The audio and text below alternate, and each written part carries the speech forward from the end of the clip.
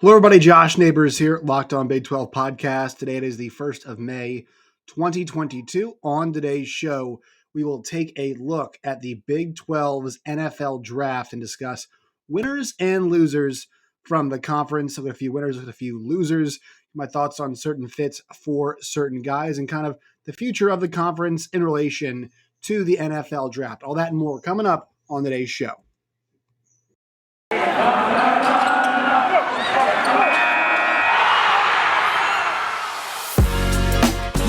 Locked On Big 12, your daily podcast on the Big 12 Conference, part of the Locked On Podcast Network, your team every day.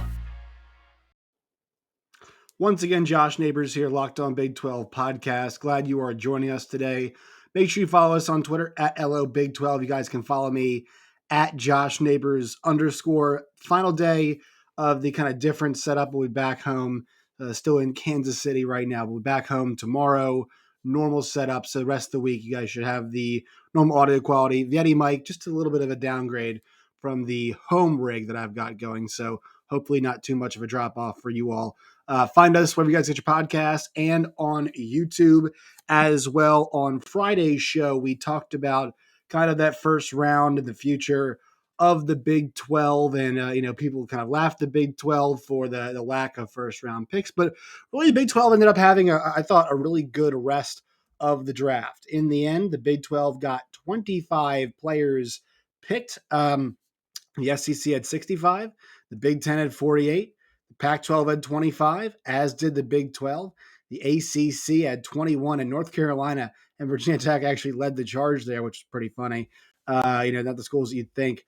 Right now, they had 21 for the ACC, as I mentioned. AAC with 19, 9 for Cincinnati, 3 for Houston. We'll get to them in a little bit. 1 for UCF and 1 for BYU.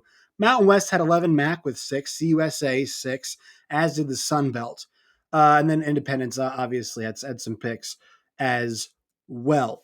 But just want to start this kind of general conversation where we get to winners and losers. Like the beginning of the second round featured a couple Big 12 guys going, and let's just dive into it about like winners and losers. I thought Baylor, in terms of winners, that's my winner number one.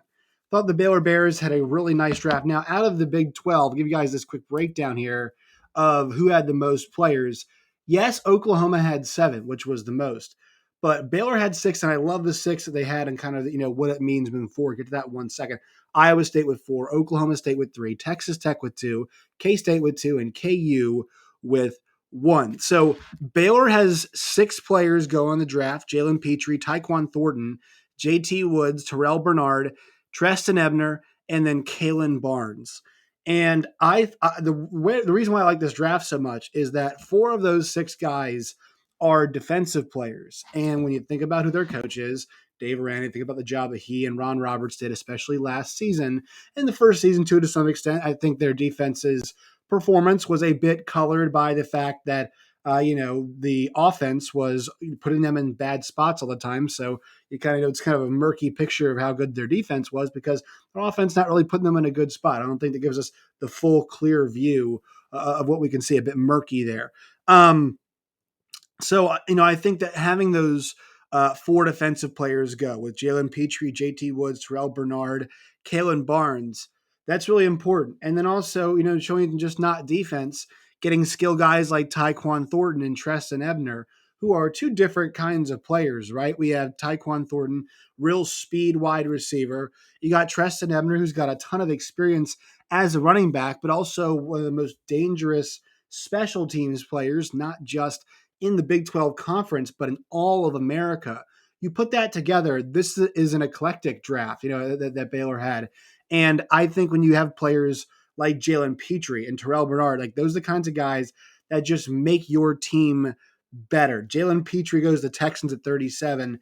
And you look at this Texans defense, I'm not going to go through all of these guys and how they fit everywhere, but the Houston Texans are a team right now that's just trying to put good players on the field, right? They're trying to build that team up. I actually like Davis Mills. They get a nice season. I think if Davis Mills was in college and kind of showed a little bit of what he showed last year in the NFL. I think Davis Mills is probably a first round player.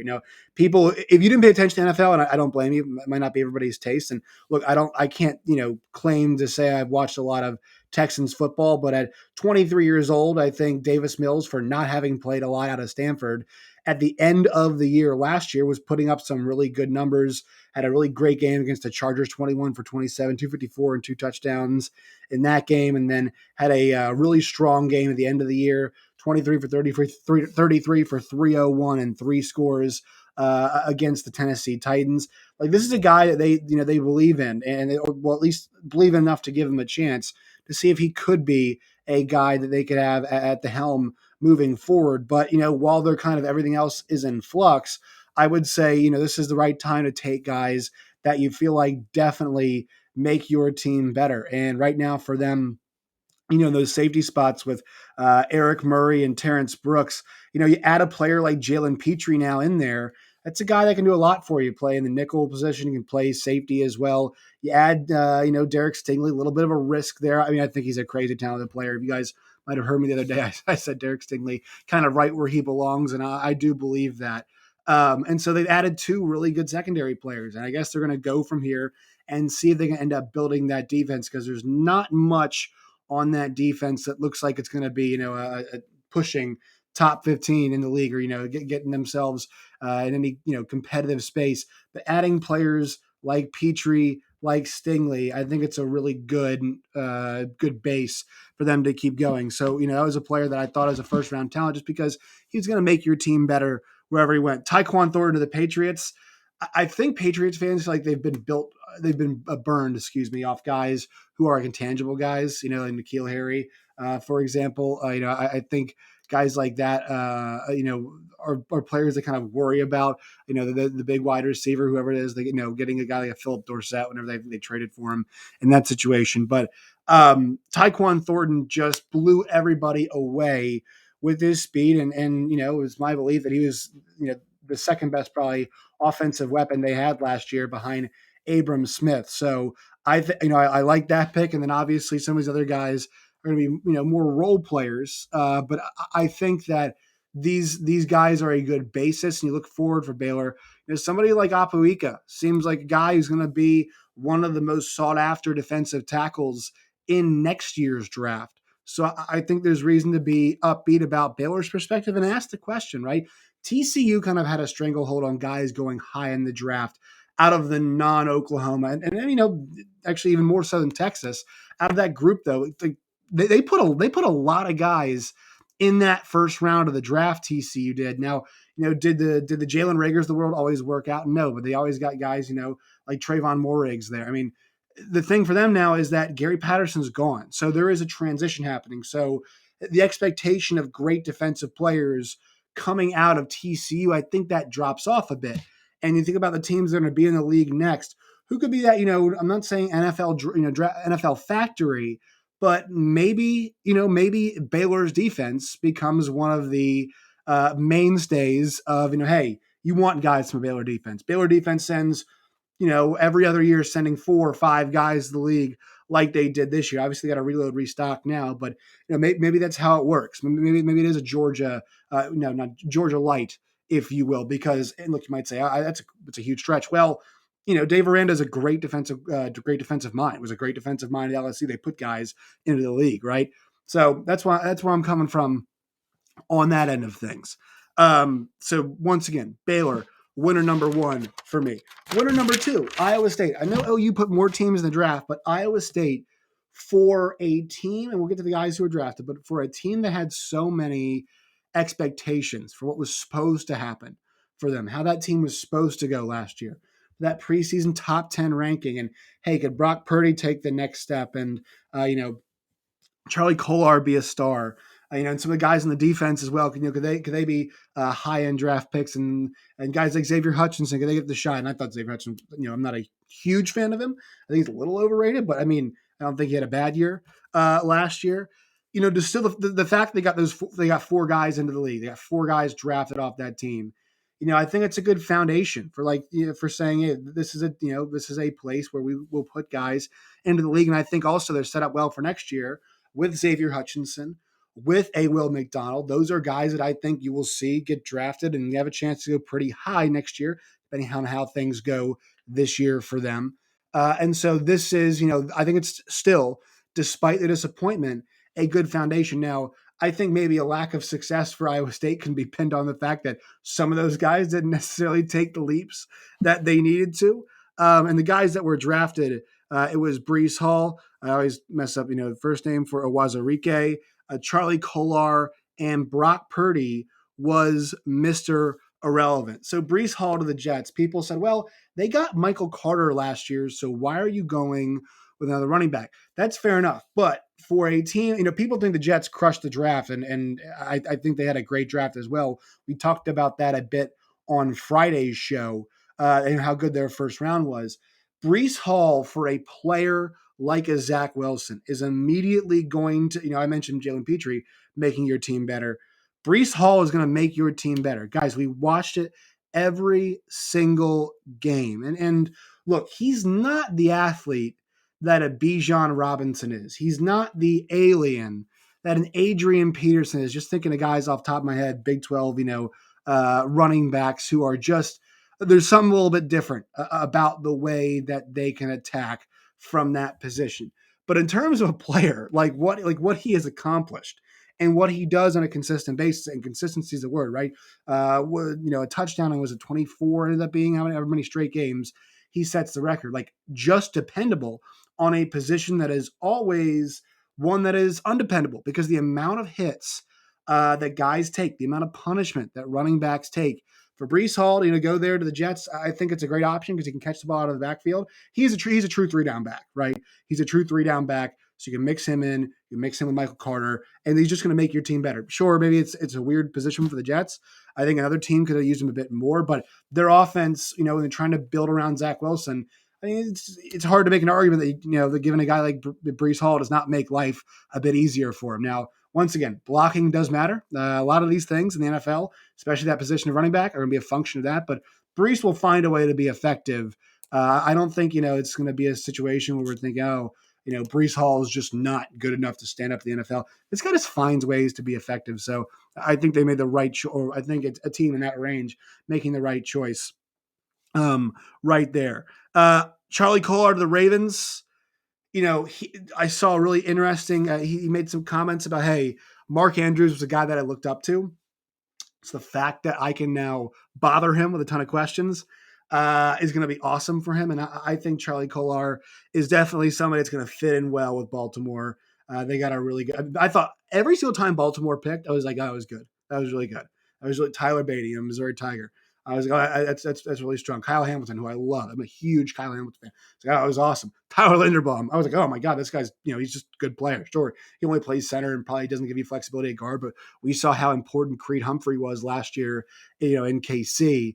For the Chiefs. So, why not Linderbaum being a really another effective player in that sense as well? And Charlie Kohler, I think somebody that can fit in there. They use multiple tight ends. They use multiple backs. So I think Charlie Kohler is going to get an opportunity in in Baltimore to get some reps. I like that pick for them. So while Iowa State didn't have the season that I think we believe they were going to have, a lot of encouraging signs there about, being not just about recruiting for talent, right? Like this, putting guys in the league like this, even though it was a down year for them, is a really good boon to be like, look, we got guys at defensive line.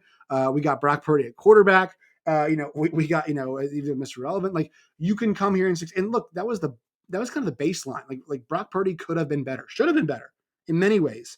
He was Mr. Relevant, and, and so he still was able to get drafted and go. And, think people believe Hunter Deckers might be able to achieve more than what Brock Purdy achieved during his time at Iowa State. So I think there's a lot of encouraging signs in that. You can play a skill position like running back. Xavier Hutchinson will get drafted eventually. So there are ways to go to play at a place like Iowa State and still get drafted and get drafted pretty high.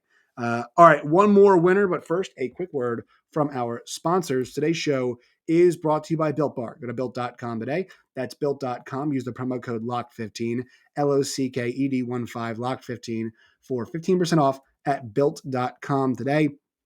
Plenty of new flavors at built.com. They've got Built bars that are flavored like banana cream pie, raspberry, double chocolate, and many more. They've got 130 calories, 4 grams of sugar, and 4 net carbs, as well as 17 grams of protein. So go to built.com today. Built.com, promo code LOCKED15. All right. So the last team I've got in the winners category, got to give it to Oklahoma. They just put guys in the draft. The guys I'm about to read you off are the remnants of the Lincoln Riley era, really the remnants of the Alex Grinch era. They put a lot of defensive guys into the league. And we heard so much about how Oklahoma's defense last year was supposed to be the defense that physically held up against elite competition more so than other defenses of the past. I think this draft reflects that. I think this draft reflects NFL teams seeing the things that we saw in the individual talents. Right? So while it might not have all come together all the time, OU's defense did have some moments. But while it didn't come together all season long, I think this draft shows the individual talents that they got. I think Oklahoma fans can expect more of these individual talents, as with more frequency when you get a guy like a Brent Venables in there to be your head coach. So here it is: Nick Bonino at 64, Brian Asamoah at 66, Perion Winfrey at 108, Delarian Turner Yell at 152, Michael Woods at 202, Isaiah Thomas at 223, and then Marquise Hayes at 257.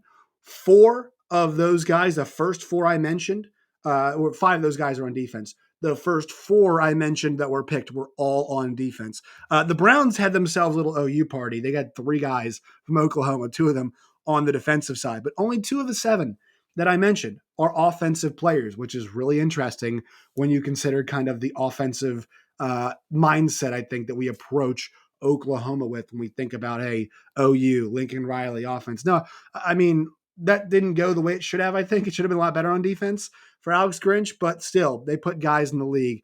Perion Winfrey, there were some, as much as he killed the draft process, killed pro day, killed the Senior Bowl, right? Tested so well.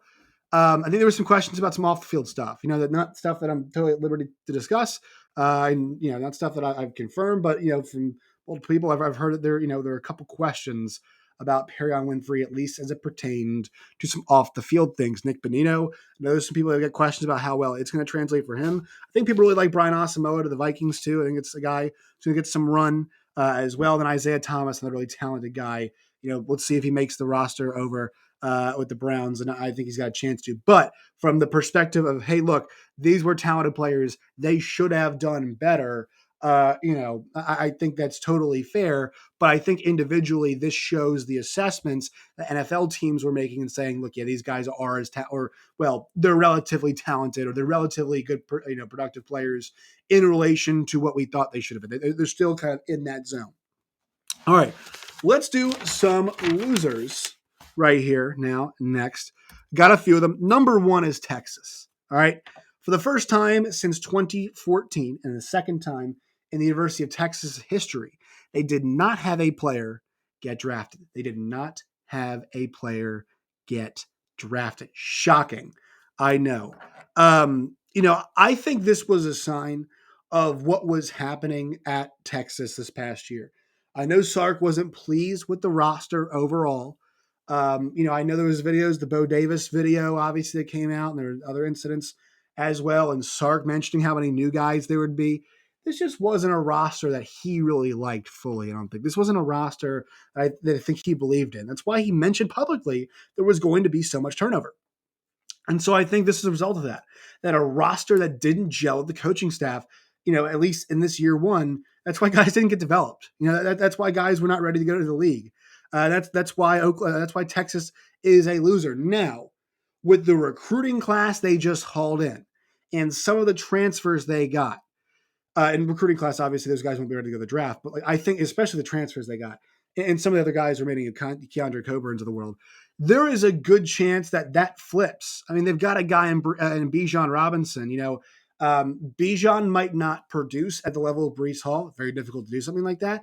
But Bijan Robinson as a talent is a more it's going to be a more valued NFL commodity. Like, there's a good chance he goes in the first round next year because of, I mean, he's we mentioned a bunch. Like, I don't really know what else to say. He's special. He's just different. It's just different when you watch Bijan Robinson play. Now there is some slowing down that happens in the second half. Maybe we see what happens. And running back week is coming up, folks. I'm really excited for. I'm really excited to talk running backs. I think this league is very intriguing after how many guys they had leave, and now where they are, where we're at now. So I'm excited to discuss that. But I think Bijan Robinson is the number one guy. You think, what about Roshan Johnson too? The chance that he could also make an impact in the league. He's a good player. He's stuck behind one of the most talented running backs that we've ever seen. So I think there's a chance he could have a big impact next season too. But as it goes for this year, no players from the University of Texas in the first round of the NFL draft.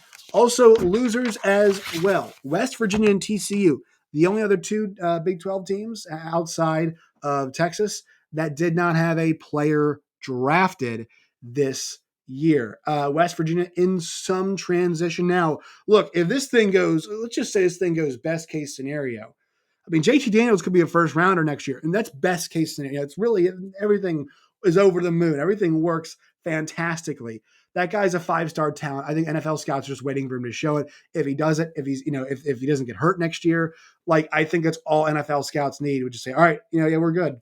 If he's good enough, and then, I think he'll get the opportunity to. If he lights the world on fire at West Virginia, which he might, I think he's got a pretty limited receiving core, but let's just say he lights the world on fire with some limited options. I think there's a chance he could. TCU's calling card has been the defense when it's pertained to the draft. So they would, I think the thing for them is Quentin Johnston is the guy you look at next year. It's okay. Is this guy, could this guy be a top receiver? I've seen some lists that fancy him to be maybe somebody who could be a top wideout in the next draft. I think I'm a huge fan of him. He's, he is the Max Duggan big play target. So I think there's a good chance that he could be a guy, but that identity of TCU is changing some, and I think that's why we didn't see any top level talent from then. Also, big loser, and I guess now Big 12's winner in a certain way, is the American Athletic Conference. The AAC, having as much success as a school, like a Cincinnati did. 9 players drafted from Cincinnati. The only other schools that had that many players drafted were Georgia with 15 and LSU with 10. LSU, it just shows you that not necessarily success always translates to NFL draft picks. LSU had 10 players drafted. And then you also, I mentioned Georgia with the 15 players drafted, and then 9 from Cincinnati. Penn State was up there with 8 too, but Cincinnati had third most players drafted. Now it shows obviously they're in the playoffs, but still, it wasn't like these, this was some fluky, small little operation. These guys were taken pretty high.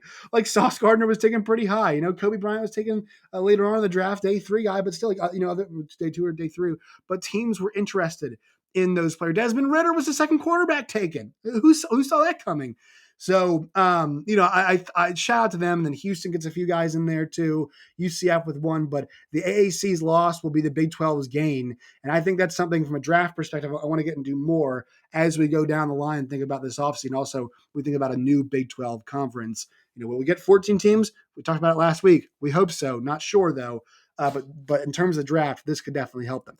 All right, one more quick word from our sponsors. Today's show is brought to you by BetOnline and BetOnline.net. Go to BetOnline today to bet on the NBA playoffs, NHL playoffs coming up as well, UFC, boxing, NASCAR, and F1. Go to BetOnline and BetOnline.net today. BetOnline, that's where the game starts.